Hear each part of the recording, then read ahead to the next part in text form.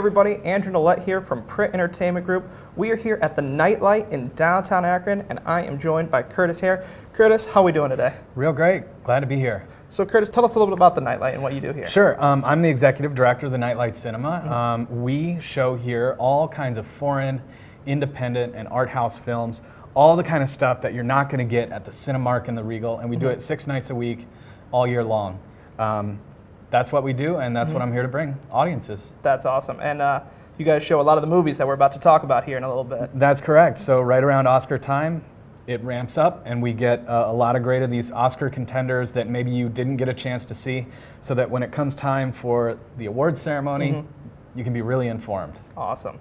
And like Kurtiss was saying, that's why we're here today. We're going to go over our 2016 Oscar predictions. Now, this is what we think the Academy is going to do. This is not exactly what Kurtiss and I hope or dream would happen, but this is what we think they're going to go with. So we set aside some categories that we're going to talk about here today, and in a couple later videos we're going to break out and go in more detail about some of the technical categories. So we're going to start off with Best Original Screenplay. Now I'm going with Spotlight. I think this was an amazing screenplay, I think very intense, and it was just poured perfectly on film. Kurtiss, I agree with you, but I'm going to go for Inside Out in this scenario, because I think just the sheer imagination of getting inside that little girl's head and trying to figure out how that would work in terms of having its own dramatic arc, I think that the Academy is going to go for that. Yeah, Inside Out, a very unique, very happy, while at the same time sad for those who have seen it, screenplay. And so then we get into adapted screenplay. Now I'm going to go with what I think truly is the best screenplay, original or adapted, which is Room, which actually is written to take place here in Akron, Ohio. That's right. And in this case, I'm going to agree with you. I think that this is the kind of film that's so fully conceived when you watch it that it's hard to believe that it was an adapted screenplay. So for me, that's key. One of the most intense scripts I've ever seen take place on film in a very long time. Yeah. So then we get into supporting actors. A lot of great supporting actresses. I think for this one, though, I'm going to go with the Danish Girl for Alicia Vikander. Her role was amazing. It was intense. You felt for her the entire time. You laughed with her. You cried with her. I thought she did an amazing job. Okay, she's been in at least 3 films this year that I've really loved her in, but I'm going to have to go with Jennifer Jason Leigh in The Hateful Eight this time. You just can't beat her performance. I think it's just so wild, I think, and so dynamic, and I really think that the voters are going to respond to that. She played, I think, one of the craziest roles I've ever seen take place on a screen. Exactly. Yeah. So then we get into supporting actor. I think the Academy is going to give this and pay tribute to Sylvester Stallone for his role in Creed, playing a character he was nominated for Best Actor many decades ago. I think now they're going to honor him by giving him the Academy Award for his performance. I think so too.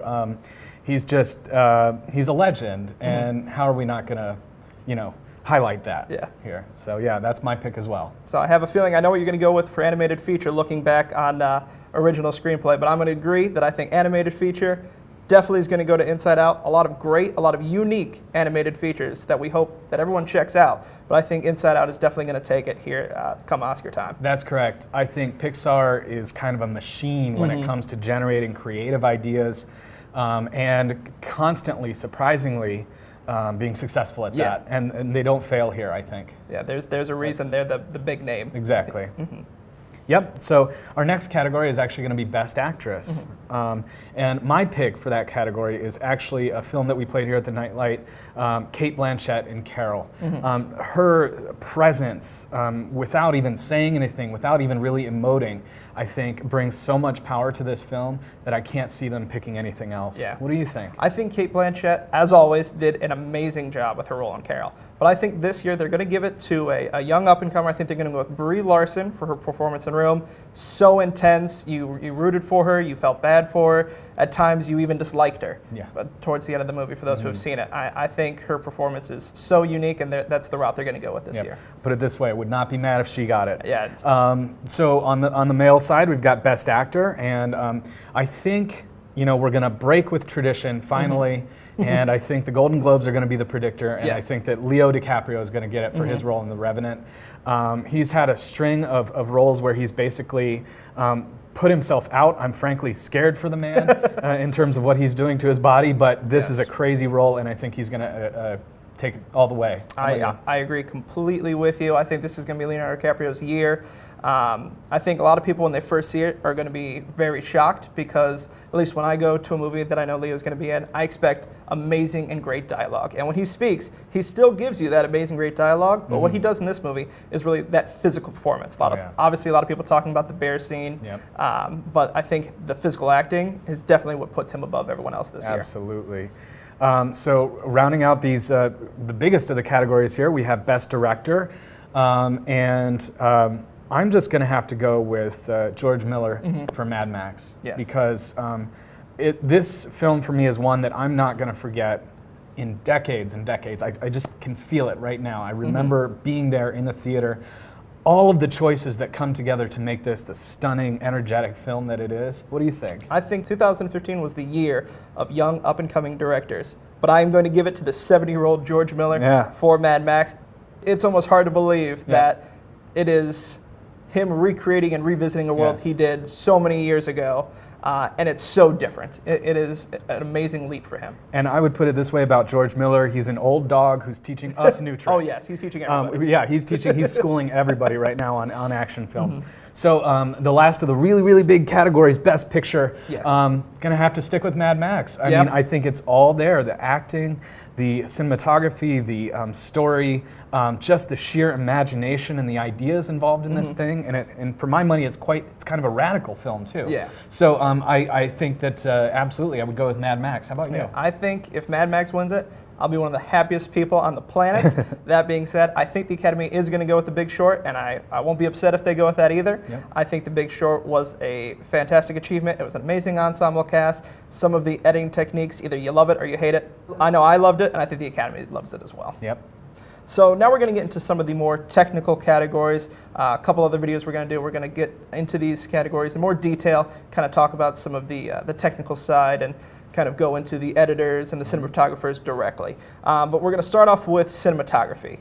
And I'm going to go with The Revenant for it. It would be the third year in a row for Emmanuel Lubezki. Yes, exactly. So I think he's definitely got it in the bag. He's pretty much everyone's favorite cinematographer right now, and I think this will be another easy win for him. I think he has a couple tight contenders for most popular cinematographer, maybe if you're including Deakins in there.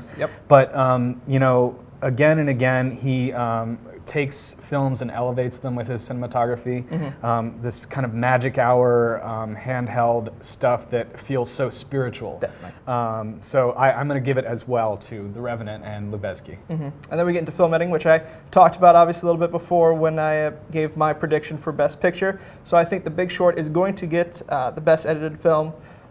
Constant breaking the fourth walls, editing different types of scenes for different kind of characters. I thought was one of the most unique edited movies I've ever seen, and I think it should be able to take home the Academy this year. I can definitely see that. I think in the case of The Big Short, the editing is comedic on its own. It's bombastic almost, and there's something about that might appeal to the Academy. So this was a tough call, but I think I will go with Spotlight. It's a little more traditional, a little more linear in terms of its narrative, and just kind of getting that continuity throughout its story. I think that's the real graceful skill of Spotlight. Yeah, definitely. The editing with Spotlight definitely fits in perfectly with the story. Can't say the same for The Big Short, who kind of goes for a more intense, chaotic feel with a very, you could say, boring, complicated story.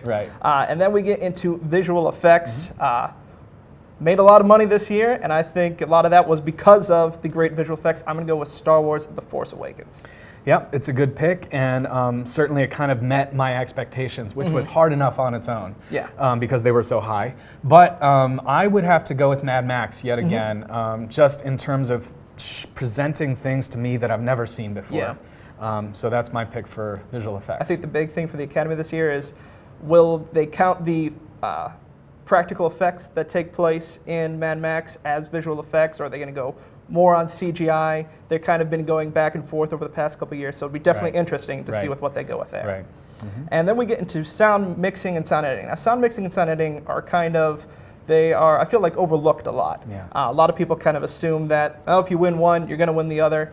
The past 10 years, six movies of the past 10 years have won both, but they are very different categories That being said, I'm going to go with Mad Max Fury Road is going to win both sound mixing and sound editing. Do you think it's going to be one movie take all, or do you think it's going to be split? I think it will probably be split this year. I'm actually, for sound mixing, I'm going to have to go with The Revenant. And the reason there is you've got this really intense layering of kind of like things that are happening in what they call the diegesis, the story world, and then things that are happening in this kind of spiritual plane above it, which works so well with that cinematography. So for mixing that kind of layering, I'm going to go with The Revenant. But for sound editing, I think I'm going to have to go with Star Wars The Force Awakens. I just think out of all the contenders in this category, this is the one that's going to appeal the most. Yep. Now, Kurtiss, some of the folks at home might be a little bit confused between the difference between sound editing and sound mixing. And if they're not sick of us yet, they can definitely check out some more of those breakout videos that we're going to be doing on our social media pages, Print Entertainment Group, and the Nightlights. They can check them out all there. And we're going to be getting into more of those technical categories, why some of these films were nominated, why we think they're going to win. And they can also check out all of these movies that we're mentioning at the Nightlight and a lot of the other upcoming movies for the next year's Oscars. I'm sure they can see here at the Nightlight. Now, if they want to get some of those showtimes, Kurtiss, where could they go? That's correct, nightlightcinema.com. That's NIGHTLIGHT cinema.com. I like to tell audiences that we play movies that are just as good as these Oscar contenders all year. So some of them are Oscar contenders, some are not, but they're all worthy. So get your tickets online. There's no internet surcharge, so you're paying the same price. We have kind of a small theater here. We don't like to turn people away. Definitely check it out online, nightlightcinema.com. All right, Kurtiss, thank you for having us today, and I look forward to the Oscars so much, and I can't wait to see how we do with our predictions. All right, everybody, until next time, thanks for joining us.